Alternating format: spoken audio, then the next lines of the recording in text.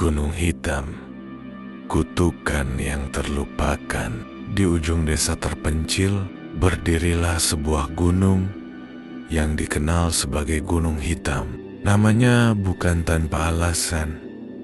Puncaknya selalu tertutup kabut gelap, dan tanah di sana berwarna lebih pekat dibanding gunung lainnya. Para penduduk desa mempercayai bahwa gunung itu dikutuk, dan siapapun yang mencoba mendaki akan menghadapi nasib buruk. Namun, larangan itu justru membuat beberapa orang penasaran. Salah satunya adalah Rak, seorang pendaki berpengalaman yang tidak percaya takhayul. Bersama 3 temannya Dian, Sony, dan Wulan, ia memutuskan untuk mendaki Gunung Hitam. Meski sudah diperingatkan oleh para tetua desa, perjalanan menuju kegelapan. Pagi itu, mereka berempat mulai mendaki. Awalnya, perjalanan terasa biasa saja. Jalur pendakian cukup jelas, meski pepohonan di sekitar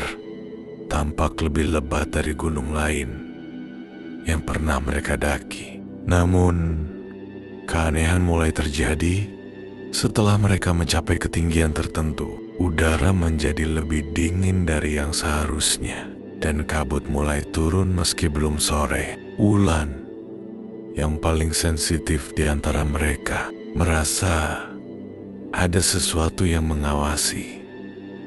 Dari dalam rimbunnya pepohonan, "Kalian dengar sesuatu?" tanyanya pelan. Sony, yang berjalan di depan, mengernyitkan dahi. "Dengar." "Apa sih?" "Purpose." Mereka semua berhenti. Sunyi. Tidak ada suara selain hembusan angin di antara pepohonan. "Aku nggak dengar apa-apa," kata Raka. "Mungkin cuma angin." Mereka melanjutkan perjalanan. Namun, semakin mereka naik, suasana makin aneh. Pohon-pohon terlihat lebih bengkok, seolah membentuk lorong alami yang menyesatkan. Suara-suara aneh mulai terdengar, samar bisikan, erangan, bahkan suara seperti langkah kaki yang mengikuti mereka. Di tengah perjalanan, Dian tiba-tiba jatuh terduduk. "Kakiku kram." Saat Sony membantunya berdiri, mereka melihat sesuatu di tanah. Sebuah tangan hitam kecil keluar dari balik akar pohon, mencengkeram kaki Dian. Semua terdiam, napas tercekat. Dalam hitungan detik, tangan itu menghilang, seolah tenggelam ke dalam tanah. "Kita harus turun sekarang," kata Wulan, wajahnya pucat pasi. Namun, Raka bersikeras melanjutkan pendakian. "Kita sudah hampir sampai. Mungkin itu cuma ilusi." Mereka ragu, tapi akhirnya mengikuti Raka. Keputusan yang akan mereka sesali.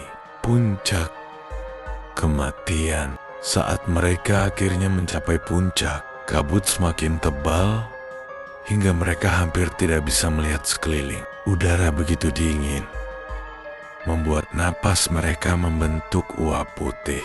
Di tengah puncak, mereka menemukan sesuatu yang tak seharusnya. Ada sebuah rumah kayu tua yang sudah hampir roboh. "Siapa yang tinggal di sini?" gumam Sony. Tidak ada yang menjawab. Namun, tiba-tiba Wulan menjerit. Ada seseorang. Mereka menoleh ke arah jendela rumah. Di balik kaca yang berdebu, tampak sesosok wanita dengan wajah mengerikan. Matanya hitam pekat, bibirnya robek hingga ke pipi, dan kulitnya pucat membusuk. Wanita itu tersenyum. Tiba-tiba, pintu rumah terbuka dengan sendirinya. Dari dalam, terdengar suara langkah kaki menyeret. "Lari!" teriak Raka. Mereka berempat berbalik dan berlari menuruni puncak. Namun, semakin mereka berlari, jalur yang mereka lalui berubah. Pohon-pohon kini lebih tinggi. Akar-akar menyembul dari tanah dan suara bisikan semakin keras, berubah menjadi tawa mengerikan. Dian yang berlari di belakang tersandung akar.